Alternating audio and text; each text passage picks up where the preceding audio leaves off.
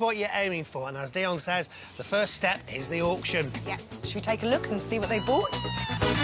On today's show, an 18th century farmhouse in Wirksworth, Derbyshire has room to expand. You're going to end up with something really fantastic.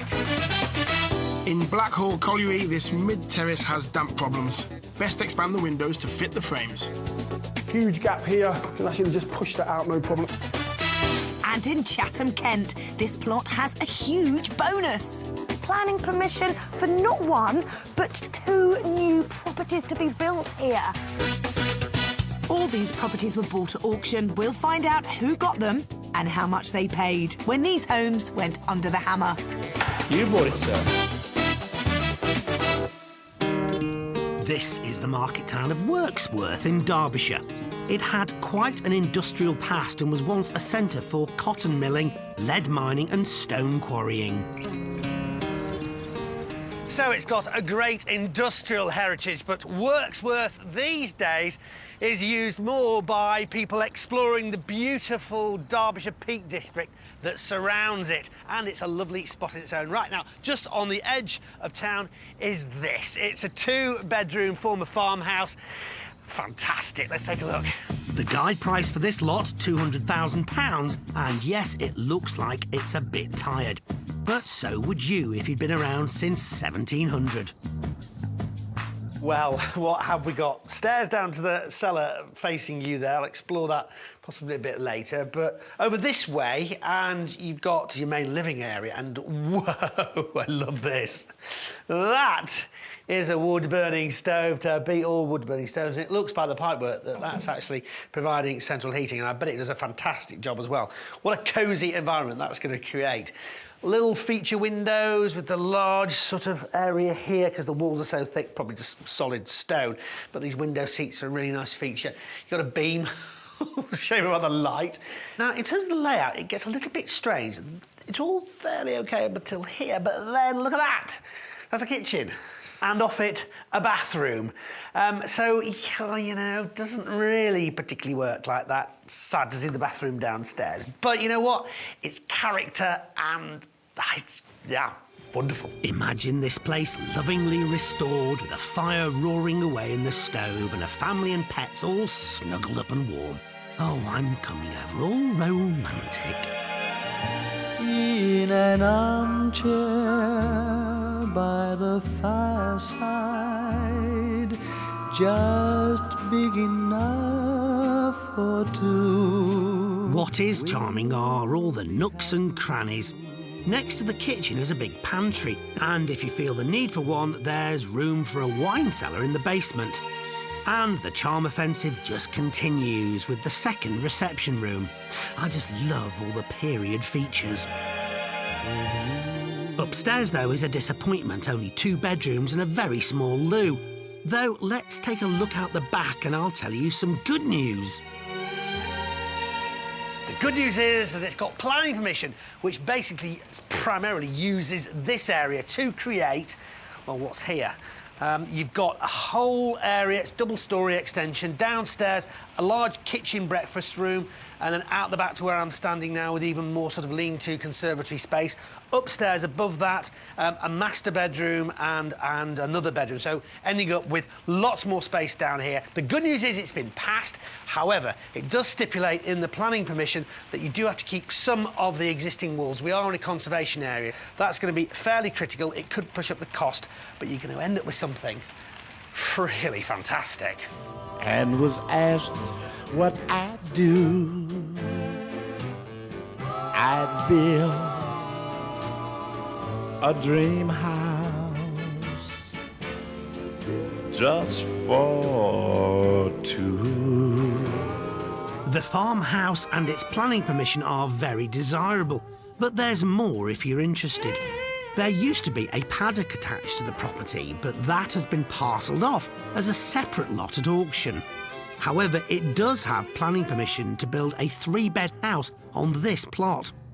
On top of that, there's also a meadow sold as a 3rd lot, so maybe you need to buy all 3 lots to have a true dream property. What does the auctioneer who sold it Think about this lot that was guided at £200,000. The farmhouse has got massive potential. What you could make it into with the extension that they've got planning permission for really, I think, takes it to its ultimate in terms of its potential. And it will become, there's no doubt about it, it will become a lovely house. With just a renovation job, the agent thinks the house could be worth £275,000 to £300,000. But what could that ultimate house sell for? If you develop it in accordance with the approved drawings, then you could probably raise its value to £450,000.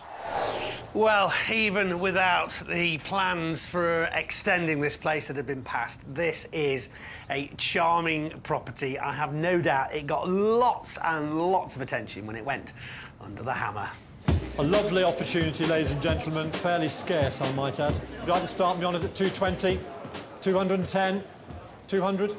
£200,000 will start at £200,000 opening bid. 202, 202, 204, 206 is bid. 206, 208. At 208, 210, 210. Bidding was surprisingly sluggish on this lovely farmhouse. Starting below the guide price, the bidding rose in £1,000 and £2,000 increments, and we rejoined the bidding at £225,000. 225, 225, 26, 226, 27, 28, 228, 29, 229, 229, 230, 229,230 at £229,000 for the first time, at £229,000 for the second time, third and last opportunity, all finished at £229,000. Fjorsa, thank you, £229,000. So, at £229,000, the successful bidders were a very relieved Mike and Emily. But they couldn't take a breather for a moment because the next lot up was the paddock with planning permission. We joined the bidding on this lot at £140,000. 140, you sure? £140,000, the hammer goes up. 140,000 once, twice, third and 141.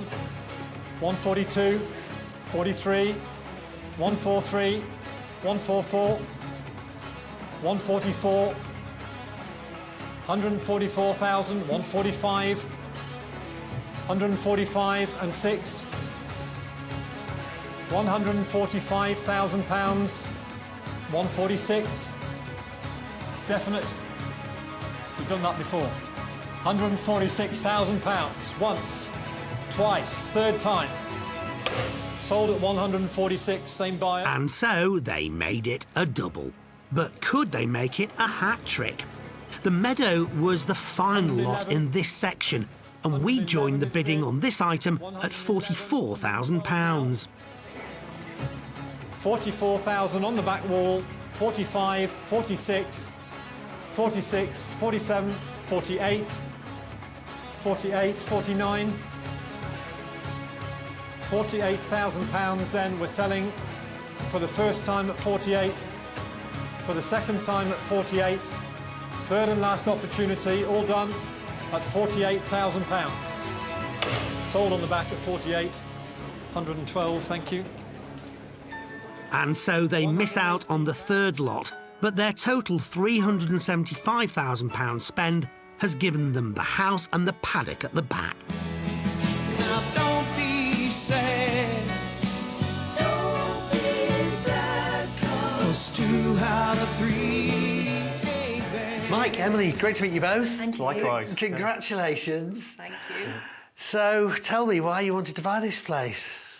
Well, we just fell in love with the property. It's just full of character, it's in a beautiful location, and what really excited us was the possibility of extending it. We wanted the land that went with it. So with that in mind, you went to the auction thinking what? Well, we had a plan. We thought, well, we will go to the auction and just obviously get some experience of the auction. Yeah, right. That was never going to work. So we set ourselves a limit of if the house went for a certain value on the first hammer, then we would obviously start to participate in the actual auction. Right. So as we started to see the bids slowing up, that's when we decided to start bidding for the house.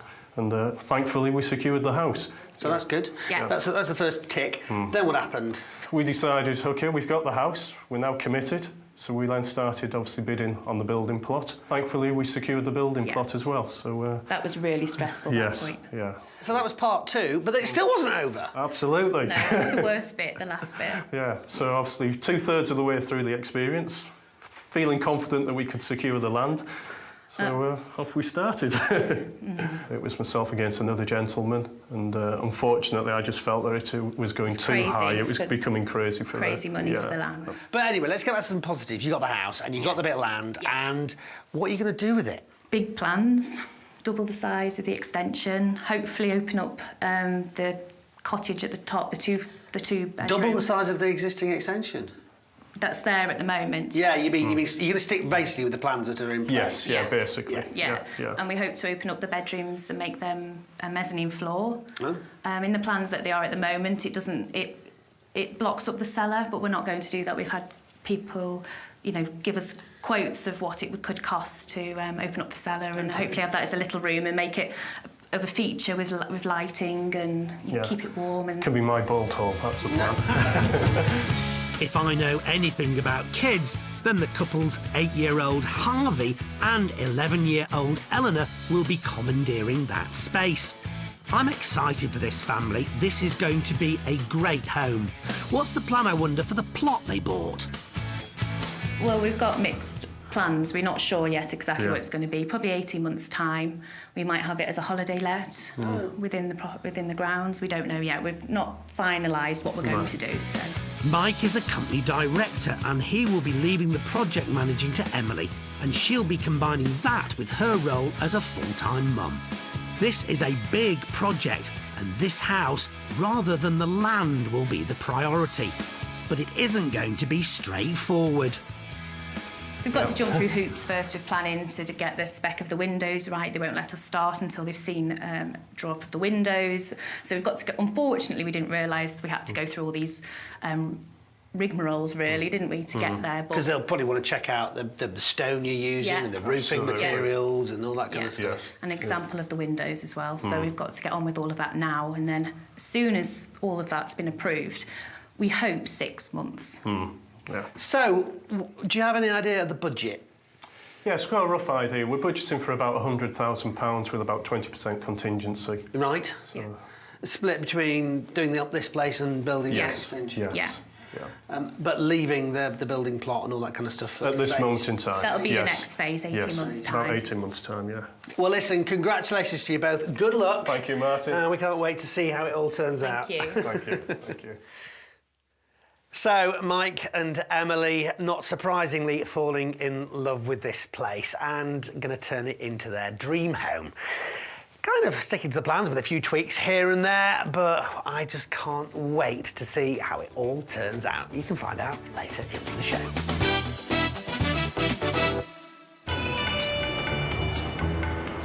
Situated on the north coast of County Durham between Hartlepool and Hordern is the small village of Blackhall Colliery. Blackhall Beach is famous for appearing in the climatic scenes of the classic 1971 film Get Carter, starring Michael Caine. The film shows the beach covered in black coal spoilings dumped here by the then operational mines conveyor system. A massive £10 million has been spent removing all traces of the coal industry. And now, well, might be a bit too cold for a swim, but what a lovely beach. Well, not far from the now pristine Blackhall Beach is the property I'm here to see. It's a 2-bed, mid-terrace house with a guide price of £15,000 to £20,000, which is incredibly low. I'm going to find out what you get for that money. Let's have a look. I know you think this must be the back of the house with the bins and the rubbish, but nope, this is the front. And this is the front door.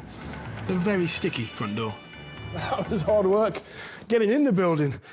That would need changing straight away. And the windows as well, I had a look at the windows, they look very weather worn. So, not a good start, but in here, kitchen, nice, big, open space. It is dated, but you can change that, just put a new one in. Area here for dining table and chairs maybe, and you've got central heating, which is a good start as well, and your boiler just there. Not too bad so far. Into the lounge, nice size lounge, decent size lounge, nice big window going out there to the back of the property. Bit of an off-centre fireplace, which is it's a new one on me. And apart from that, I'm quite happy so far. Can't see any signs of damp as yet. What am I going to find upstairs? Let's have a look. If I'm going to nitpick, it is a little strange walking straight into the kitchen. But apart from that, it's looking pretty solid. Okay, upstairs to the bedrooms, which look okay to me. That's the big one there, smaller one here. Bathroom just there, which does need some tidying up. It looks dated again, like the kitchen is, but you can turn it around, no problem. This is a smaller one of the 2 bedrooms. I'm not sure now, a bit confused, is it the front or is it the back? But the windows do need changing. Okay, into the big one here, which is a nice size double bedroom. You get a double bed in here, no problem. I get these carpets changed, they look incredibly worn. And I think I spoke too soon when I said there was no damp. There's signs of damp just there. Over to this window, which has got gaps everywhere. There's a huge gap here. You can actually just push that out, no problem. And you can feel that cold air coming in. And there's signs over the years of water coming in. It's actually still wet to touch as well. So get those changed.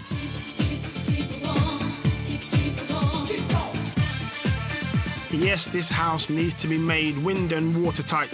So it might be worth looking outside to see if there are any clues regarding that damp. Okay, what about the back of the property? Looks a bit of a mess, but nearly. This is unsafe decking. It's actually bowing under my feet here, so that would definitely have to go. There's no end on this back garden at all. There's no fencing at all. Let's investigate further. You can see that these windows are in a terrible condition, and that's just down to the weather. I can see an aerial on that chimney there, and it's pulling out bricks, but the aerial's pulling out bricks from that chimney. This just needs a massive overhaul. But if you turned it round, it could be very nice. It's not going to be easy, and it's not going to be cheap, but there is that guide price of 15 to 20 grand to consider. Does a local estate agent think this is a golden opportunity or a whole heap of trouble? Apart from some general external repairs, such as roof and pointing at the external walls, internally needs a full upgrade. New central heating system. It looks like it's past the sell-by date. New kitchen, bathroom, full redecoration. In this local area at the moment, sales are very, very slow. The values have been struggling for a while. So I wouldn't normally recommend selling because you're not going to make a quick profit. Rental-wise, definitely rentals. They're doing pretty well, particularly with these garden properties. As I thought, a long list of jobs for any potential buyer. But what kind of returns could you expect once renovation is done? Once the property's been fully refurbished, I would expect for sale value to be about £48,000 with a rental figure of approximately £430 per calendar month. To get this property back up to a decent standard, it would cost around about £9,000 to £10,000. OK, so if you got the property for the top end of the guide price at £20,000 and spent £10,000 on refurbishing it, and were able to get £430 per calendar month, that would mean a yield of around an amazing 17%. Now that is impressive. Yes, there are a few issues you would have to sort out. Windows and doors definitely need changing. That pointing out the back, not to mention the damp. But all in all, this is a good size house. And if you get it for anywhere near that guide price of £15,000 to £20,000, I think you've got yourself a potential bargain. Let's see who thought the same when it went to auction.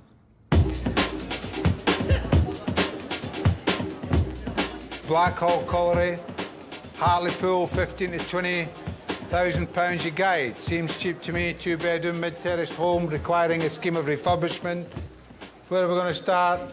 15 here, at 15 and bid. Had £15,000 in once. Had 15 on bid. Had £15,000 we done. 16 here. 17, 18, 19. You're out. Here it's 18. Had 18 on bid now. Had £18,000 we done. 19 new bidder. 20 on bid. 1. Thinking about it. Here at 20. Had 20 in the room then. Had £20,000 with you against you two. I'll take it. 20 and a half. 21. Here at £20,500. Had £20,500 then. First time, second time we'll be done. I'm selling this to the gentleman behind you at £20,500 unless you stop me for the third and final time, giving you plenty of time. Selling. Well done, sir. The successful bid of £20,500 belonged to Glyn. Glyn runs a business for investors that buys properties, renovates them and then manages them as rentals. This property is the latest in a long line.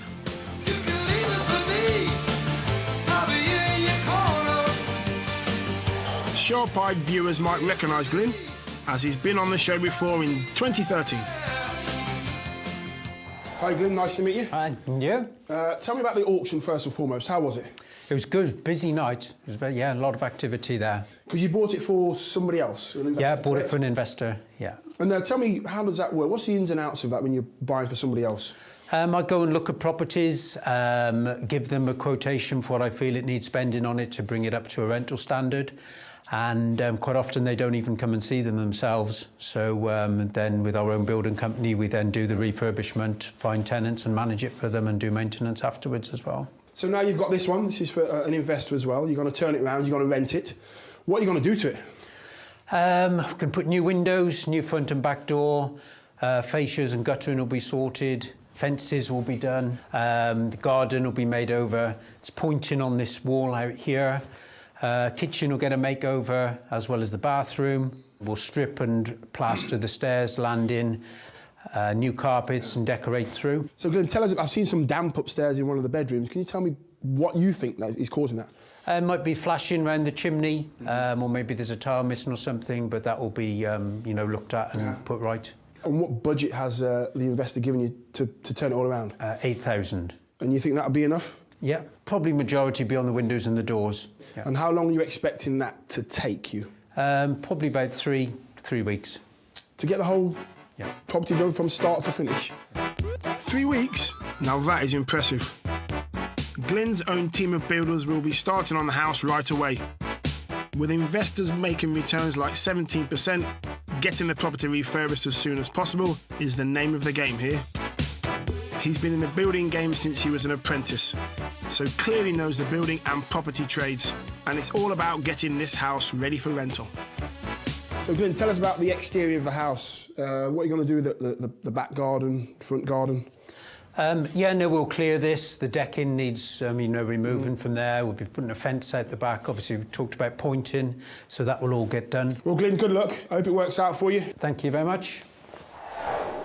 So Glyn doesn't seem fazed by anything this property has to throw at him. He's given himself a very short timescale of only 3 weeks and a small budget. Will he turn it round? You can find out later on in the programme. Coming up, this plot in Chatham has permission, but much work ahead. You need to remain in close contact with a local authority throughout the build. And there's more advice coming your way from Glyn in Blackhall Colliery. Don't just jump in, do your research, know what you're getting into.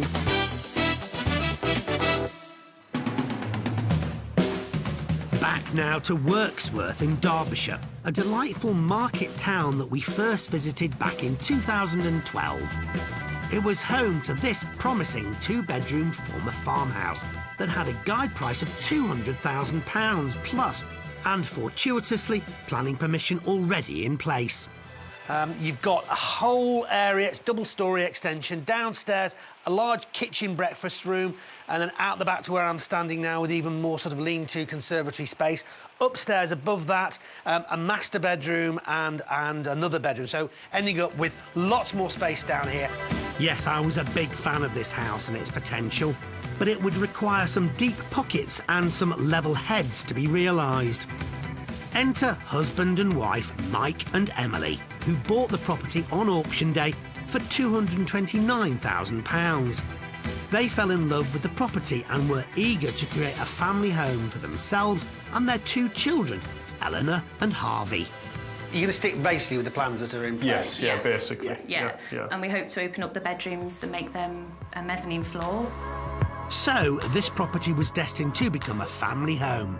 But it was by no means a straightforward job, and even though the couple had a healthy budget of £100,000 and a timescale of 18 months, they had taken on a big project.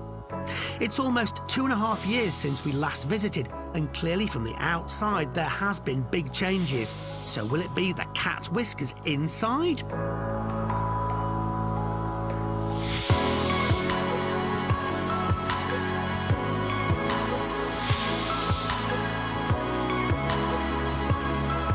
My goodness, unrecognisable. What a stunning transformation. In fact, I think we'll need a little help to figure out what's what.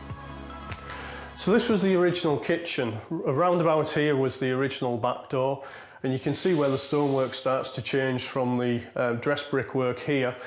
This area here was the external window that led through to the pantry, and you can see where we've kept in the original stonework and now infilled with a somewhat empty wine rack. And as we stepped down, this was the step down into the backyard with the coal shed to the right-hand side, and then the wood store to the left of that. So all of the bathroom and the kitchen area were off to our left-hand side. We've completely demolished that and then built this new extension, which is now the kitchen diner area.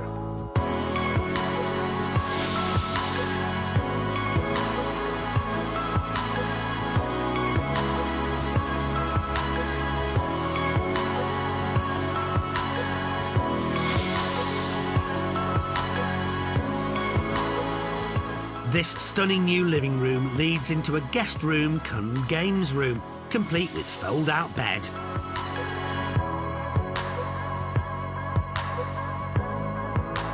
And a beautiful ensuite, which can also be accessed from the conservatory. And the high-spec finish just continues. Originally, this house had just 2 bedrooms.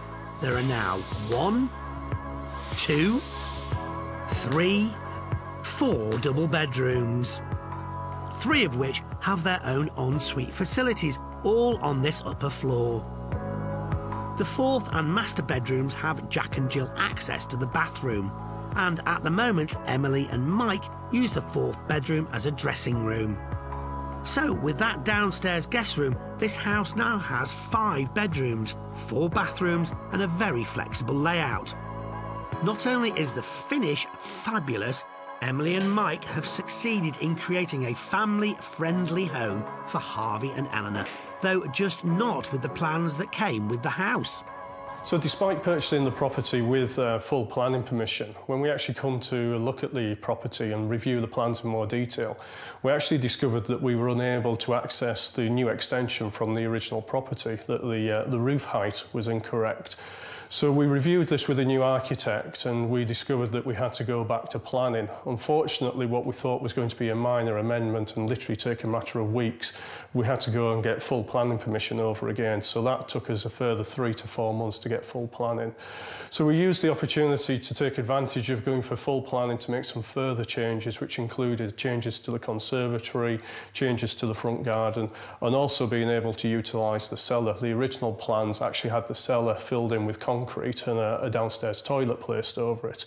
And as you can see, it's one of the features that we've wished to retain, and again, we've been able to do that. Unfortunately, we encountered difficulties with our original contractor, which meant that we had to part our ways. But from a very dark cloud, there was a very good silver lining, and that meant that we met some very good tradespeople who were very sympathetic to the build and did an excellent job for us. I'm really delighted with the craftsmanship and the quality of the workmanship which we were able to achieve with the new builders. The delays over the plans meant they were not able to begin work for 10 months. Unfortunately, some of the original works carried out were not passed by building control and had to be redone. In the end, the work did take a year, the only remaining work being the back garden, and there are big plans for that. At the moment, it looks a bit of a mess, but we're planning to have a lovely vegetable garden, a pond. We'd like some chickens and goats, a modern patio actually on that side, some fruit trees, definitely vegetables. So that's what we're going to be doing next for this spring. Sounds lovely, but with the timescale out the window, how is their £100,000 budget looking? Today, I would estimate that we've spent in the region of about £210,000. Left to go, we've still got the landscaping and to finish off the driveway, so I'd say probably another £5,000 to £10,000 just to finish off the property. Mike and Emily did also spend 146 grand buying an adjacent lot with land and a barn to enable them to complete their dream of having animals and converting the barn to holiday homes. But that's the next stage, so we'll concentrate on the house for the moment. As it stands, they've more than doubled their renovation budget and have spent £439,000 on their farmhouse. But what a house! Emily acted as project manager and the couple did a fair bit of work themselves, so a real labour of love to create their dream home. I'm guessing this is not going to come to the property market anytime soon. However, we do have to ask, so what do two local agents make of this lovely house? The work that's been carried out is absolutely amazing. It's beautiful, really special finish. The standard of work that's been achieved here, I think, is absolutely top-notch. I think they've put a huge amount of thought and effort into it, and they clearly haven't skimped on money. As I suspected, very impressed agents. So let's hear their valuations. If this went on the market today, I would expect it to achieve in the region of £600,000. So if this came onto the market, I would be recommending that it came on between £600,000 and £625,000. We didn't actually do it for profit. We wanted to make a lovely family home, so we're pleased that obviously we have made some profit out of this. Well, they've certainly achieved what they set out to do. Plus, that top valuation of £625,000 would mean a whopping pre-tax profit of £186,000. But it really is just academic because Mike, Emily and their kids couldn't be happier in their new home. We're really pleased with the property, absolutely delighted with what we've achieved. I don't think we ever envisaged that we would be able to achieve this standard from the original property, so yeah, absolutely delighted.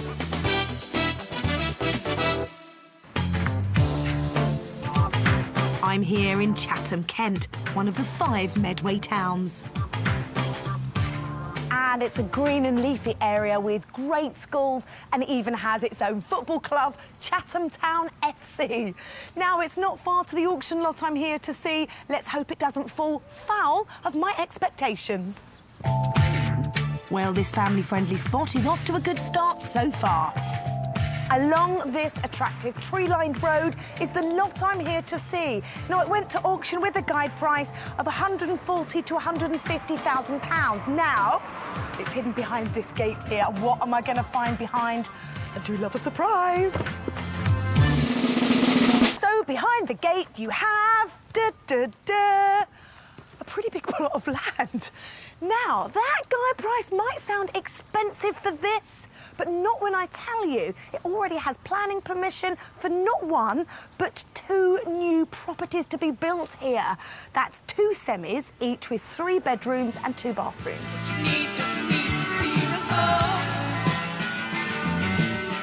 And I think these houses have been well designed. From the front, they look like a single detached dwelling, and they're a little different from one another, which makes them unique and well thought out, rather than just being carbon copies of each other.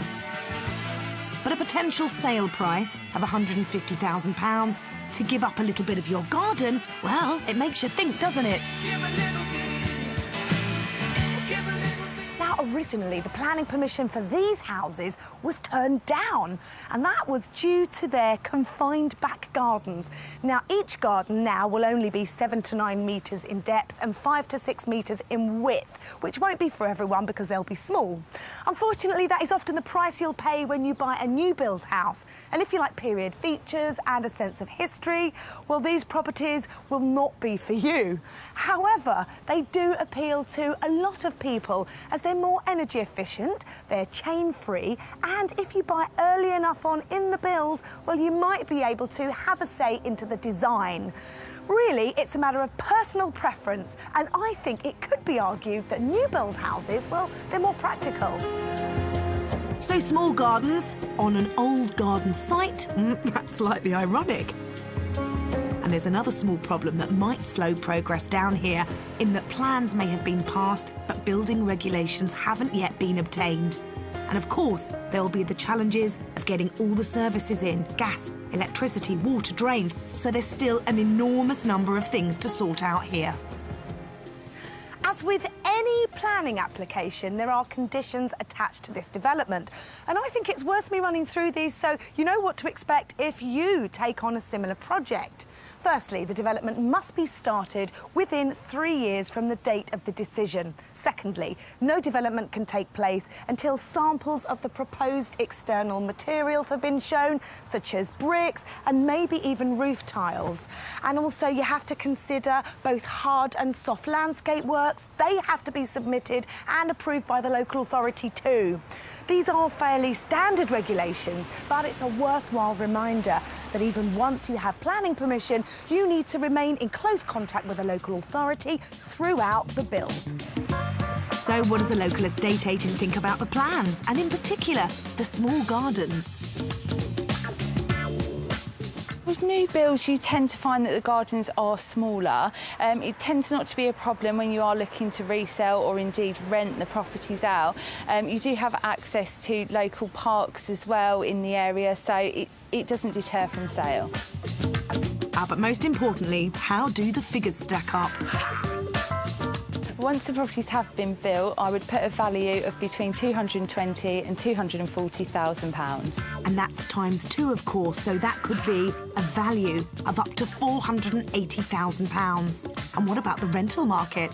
In the current market, rental is still very popular. I would say each property could rent anywhere between £950 to £1,000 per calendar month.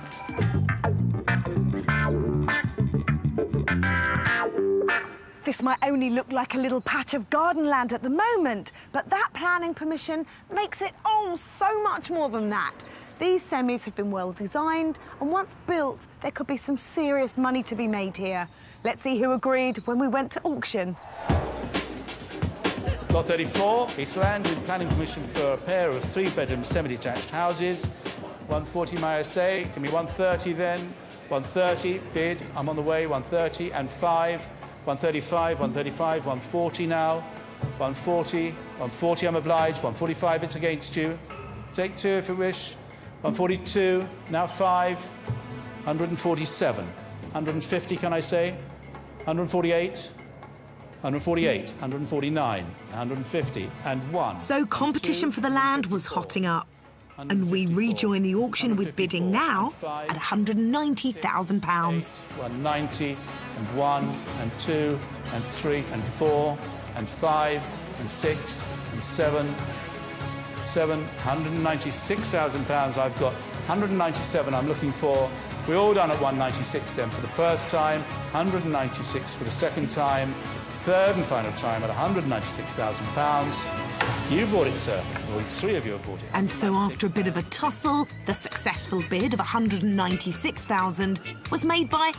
Hang on a minute. I've seen that face before.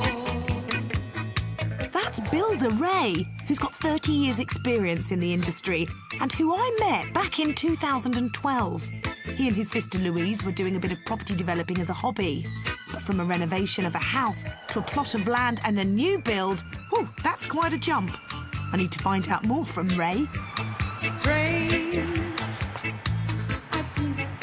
Ray, we meet again. Yeah. Congratulations on this plot. Thank you. Now, last time I saw you, it was a little wooden house in Dunton Green. Did you end up selling it? We did, yeah. We put it on the market on one day, and 2 days later we had 6 or 7 viewings on it, and 6 offers out of that. Wow. 327,500. We was well pleased with that. So things are going well for you, Yeah, and here sure, you are yeah. back for your next project. Yeah, a new build. So is this Semi-detached. project number 3 now? This is, yes. Wow, incredible. The last time I saw you, you were with your sister. Yeah, sister's away on holiday at the moment, so she's still involved though, same as my partner, but they just can't make it today. Ray's partner Julia will be mucking in when she's not working in her HR job. And since this is Ray's first new build, support from Louise and Julia might well be crucial. So what was it that appealed to you about this plot? There wasn't many plots available on the auction day, so this was within our budget to build. We think we can make a good profit on it, so we went for it. Now, did it appeal to you that this site came with planning permission? It did, yeah. It saved a lot of hassle, but not realising it didn't come with building regs. A bit of a shock, but there we go. It's all in process now, so a week or two we'll be starting. And how much extra cost is that going to be? £1,000, just over £1,000, so it's not too bad, but also with that, we've still got to get the building warranties, which we didn't allow for, another couple of £1,000 there, but we'll still be OK. It's all a learning curve for you. Yeah, it is, definitely a new learning curve, and I'm looking forward to it.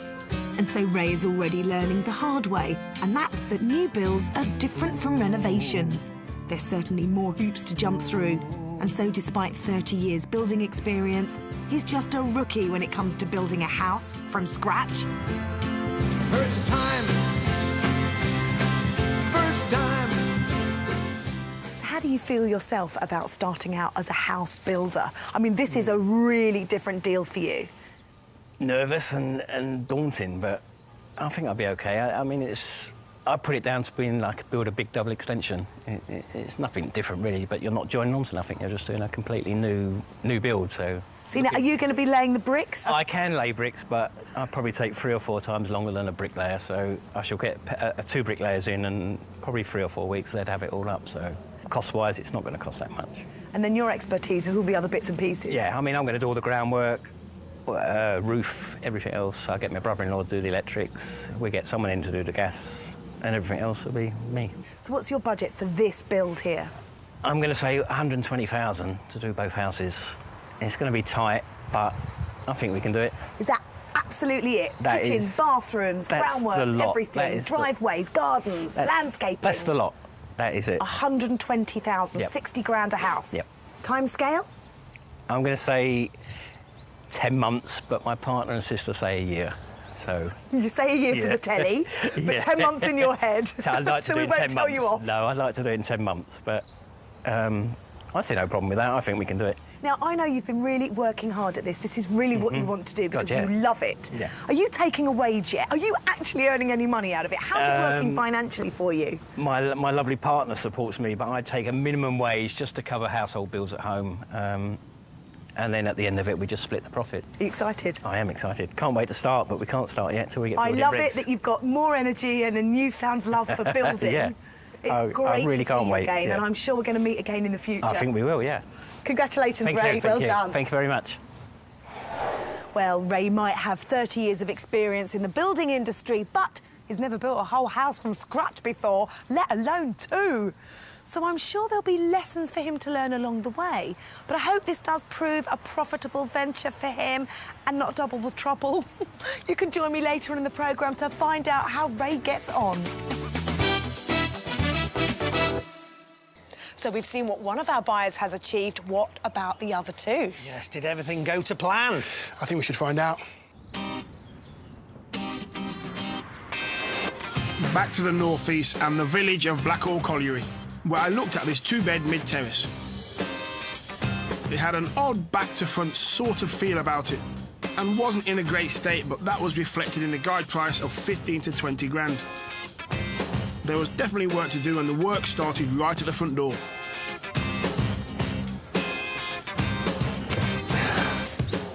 That was hard work, getting in the building. There's signs of damage just there. Over to this window, which has got gaps. It's actually still wet to touch as well, so get those changed. And on top of that, there was also dodgy decking. Let's investigate further. Battered brickwork, and the guttering was a goner. Step up to the plate, Glyn.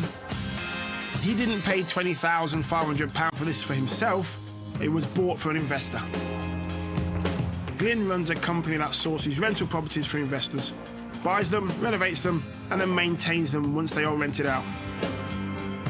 Nothing about this property fazed Glyn. He was confident that he and his team will be able to overhaul it for a budget of just £8,000 in a timescale of 3 weeks. 3 months later, we've returned to see if Glyn has made good on his investors' money.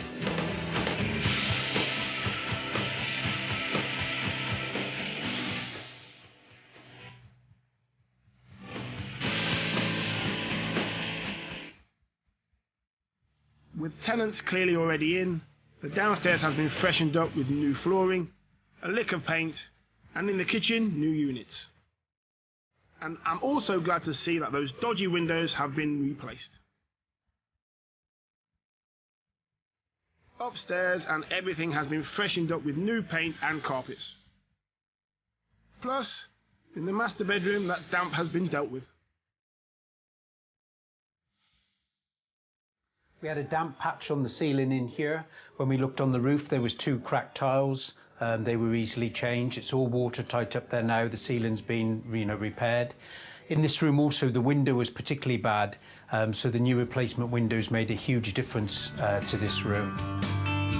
The back garden has also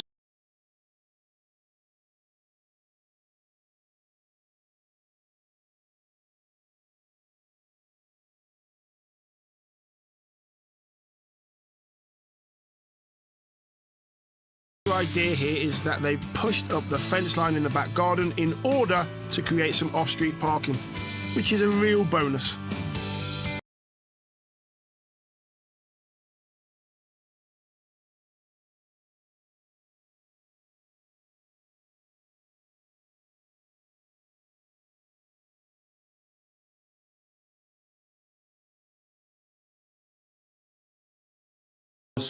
We've done fencing inside the property. We've put new kitchen unit doors on, stripped wallpaper upstairs, plastered some of the walls, tiled around the bath, added a mixer shower to that, decorated right through, carpeted right through. And the brickwork to the rear of the property has all been repointed. And the majority of the work is being carried out by my employees. I have a building company. We do subcontracting plumber and electrician, and on this one we had a company fit the windows.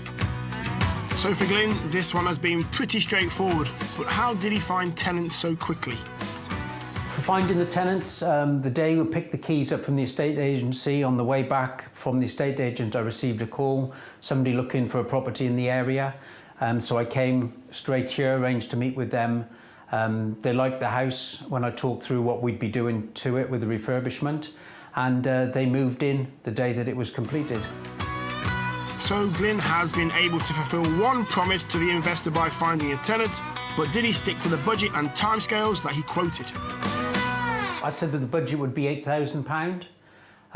We've come within that £8,000. The only thing that will have probably gone over is the boiler needed a repair. But that's going to be somewhere in the region of £170. I said it would take about 3 weeks, and we did it around that time. There was a holiday period in between us doing the refurbishment, but the actual time on site would have been around the 3 weeks. So, with all targets met, time for the all-important question. Is the investor happy? Yeah, investor's very happy, and that it was tenanted so quickly as well. The house was always meant as a rental vehicle, but let's take a look at the values.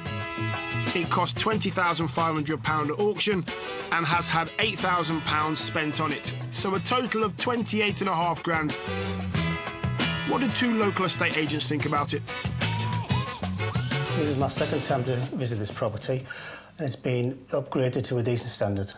The standard of the finish of the property is ideal, it's appropriate for the area, and it should be good for a tenant. The exterior of the property is much improved. The gardens were a real mess, and they've been tidied up so they're nice and useful now for a family.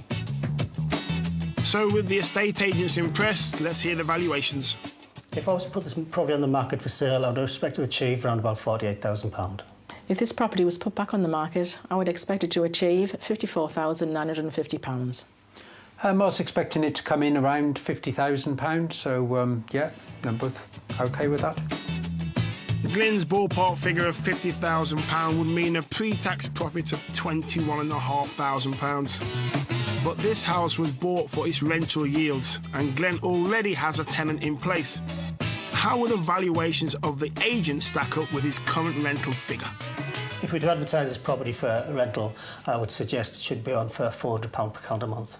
If the property was put back on the market for rental, I would expect it to achieve £425 per calendar month. We're actually getting more rent than that. We're rented this out at £475 a month, but you know, it's obviously given a great return. It certainly is. Yes, that rental figure of £475 per calendar month means a huge yield of 20% for his investor. So, has the super experienced property developer got any advice for the novices amongst us? Advice I would give to people looking at this, don't just jump in, do your research, know what you're getting into, and make sure that you don't spend more than the end value, and that it'll be in an area where it's all rent okay. It was in the Kent town of Chatham where we first came across a rather tranquil spot.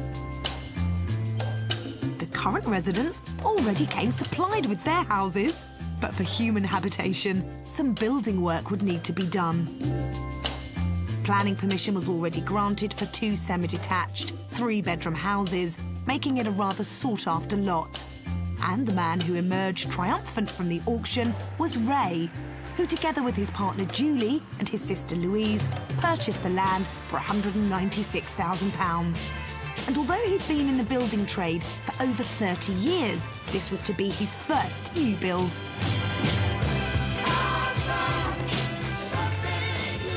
So how do you feel yourself about starting out as a house builder? I mean, this is a really different deal for you. Nervous and daunting, but I think I'll be okay. I mean, I put it down to being like build a big double extension. It's nothing different really, but you're not joining on to nothing. You're just doing a completely new build. So. And if you were to choose a spot for new build number 1, then this could be it. It was relatively flat with good road access.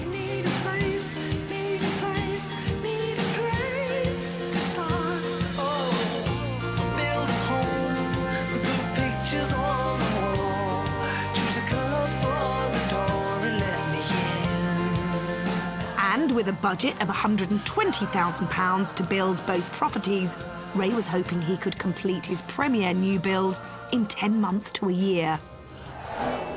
And now, just under a year later, we're back with Ray to check on his progress.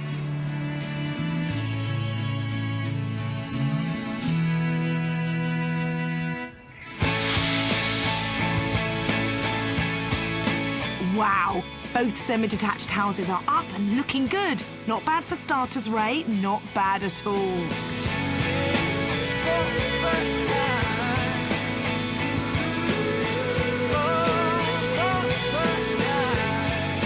And the house on plot 1 hasn't got far to go, while the house on plot 2, with its entrance facing the opposite way, looks like it still has further to go.